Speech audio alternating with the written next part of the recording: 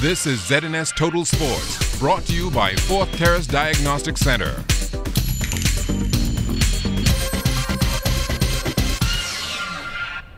Welcome to sports, everybody. The 20th Commonwealth Games closed out yesterday in Glasgow, Scotland. The Bahamas finished in a tie for 24th in the medal standings with a total of 3, 2 silvers and a bronze. One of those silver medals came courtesy of Ariana Vanderpool-Wallace in the women's 50-meter butterfly.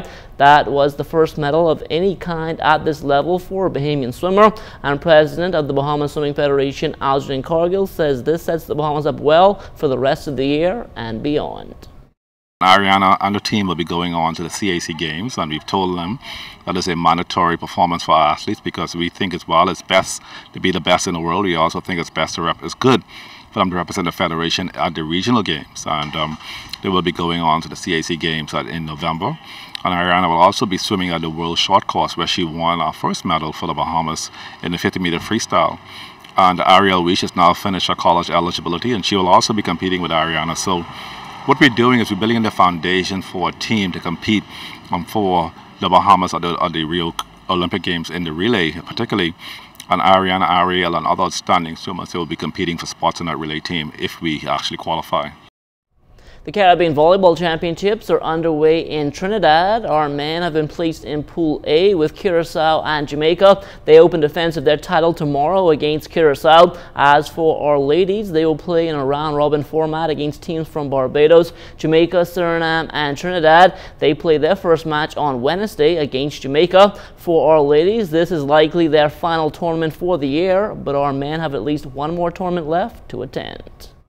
The men have the CAC Games. This was the first time I think team sport has qualified for these games in a very long time, I think in a few decades. So during November 15th through 13th, the senior men will be traveling to Mexico to participate in the CAC Games. So right after the Caribbean Volleyball Championships, it's back to the courts for them. It's back to training, it's back to practices, it's back to staying tuned, because unlike the Caribbean Volleyball Championships, where you will find countries like the Trinidad and Jamaica and that sort, you'll find higher level countries, the big dogs, in the Cubas, Mexico, Puerto Rico. So it's about using the Caribbean Volleyball Championship as a fine tune, as an event to see exactly where we're at, so we know what to work on in order to be competitive at the CAC Games. It's a real busy time for soccer in the country. The Bahamas Football Association recently hosted the Caribbean Football Union's Under-17 boys tournament. That will be followed up this coming Wednesday by a friendly match between our men's national team and the U.S. Olympic team. And then, of course, executives from soccer's world governing body FIFA made a courtesy call on the Prime Minister a couple of weeks back. It was at that time when the nation's chief made a pitch for FIFA to assist in the development of soccer fields in the Family Islands. Now, prior to that meeting, the Deputy Prime Minister and Member of Parliament for Cat Island had already put the wheels in motion to increase the popularity of that sport in his constituency, and so far, so good. He's all about the youth. He's really behind us promoting the outer islands, getting soccer programs going, because without him, we can't do anything. So it's a big thanks to the government, to the Deputy Prime Minister, to Daniel Johnson, all these guys who are making this possible. Without them, we can't do it, so we really appreciate them being on board. Kids are the future, you know, giving them sports to look forward to, it just fills them with positivity. Soccer is the world sport. I don't know, people in Bahamas can't say that big, but it's played everywhere, worldwide. You think about the World Cup, it's huge, you know, and getting the Bahamas on the map to get in it, that's what we're trying to do with the national team and everything. It starts with the youth. Our men's national basketball team suffering a couple of devastating blows at the Central Basket Tournament in Mexico. Prior to their game last night with the host, team captain Magnum Roll was ruled out for the rest of the tournament with an ankle injury, while head coach Larry Ustasi had to fly home because of a foot infection. And the news didn't get any better when the game started, as the Bahamas, they went down from the opening whistle and never got back up. They were outscored 23-6 in the first quarter and 30-14 in the second. The Bahamas go on to lose to Mexico 90-57. Buddy Hield led the way in the loss there with 17 points. Marvin Gray added 14.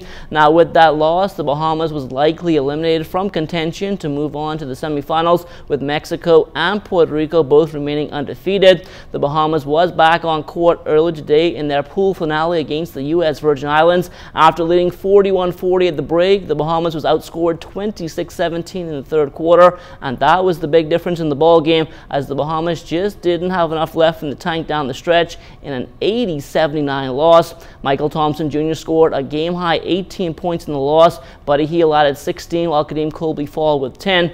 With that loss, the Bahamas has officially been eliminated.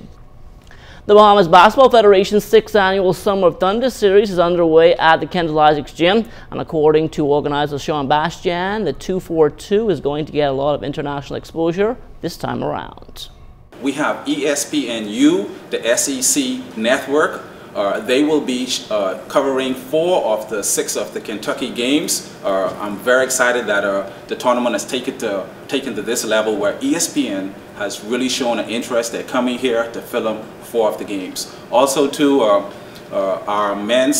local men's teams are excited. They're looking forward to showcasing their skills against these legendary coaches, legendary future NBA players. So I'm really encouraging youth groups, church groups, any organizations that involves young people, summer camps, to really come by the gym, speak with me. I can work out a good rate where I can get young people, future basketball players inside the gym to watch these teams and watch these games.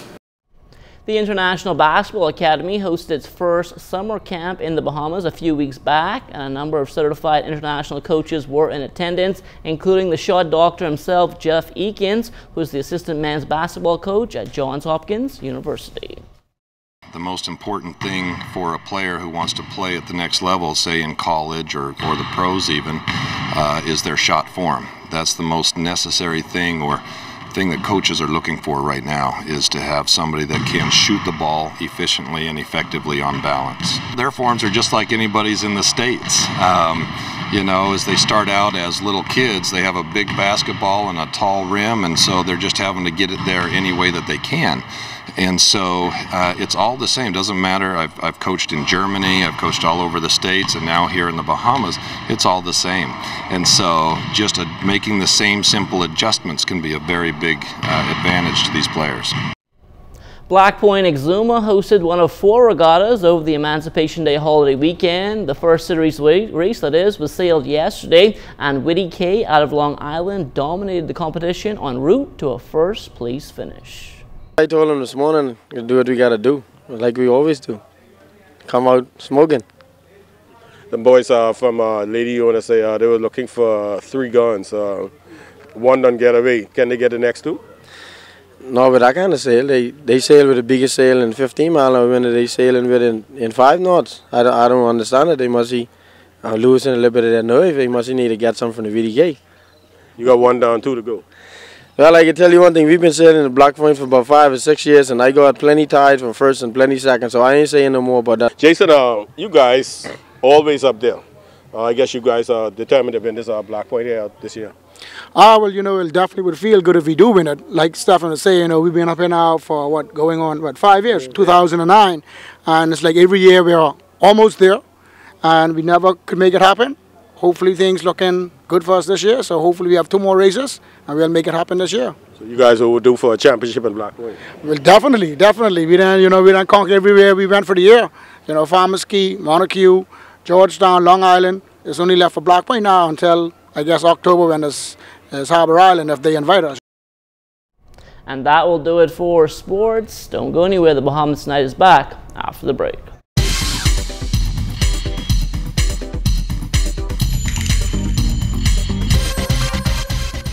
This is ZNS Total Sports, brought to you by 4th Terrace Diagnostic Center.